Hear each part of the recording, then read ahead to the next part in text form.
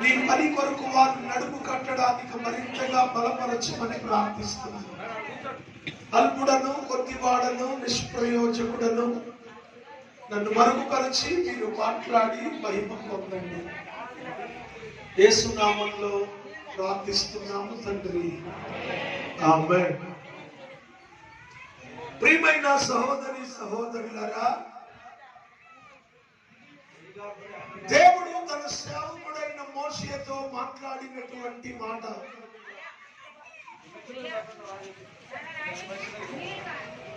వారు నేను నివసించినట్లు ఒక మందిరాన్ని నా కొరకు నిర్మించాలి, ఒక పరిశుద్ధ స్థలాన్ని నిర్మించాలి అని దేవుడే సాక్షాత్తు మోషేతో మాట్లాడినటువంటి మాట. దేవుడు వచ్చి నివసించడానికి ఒక కట్టడం సరిపోతుందా అంటే సరిపోదు.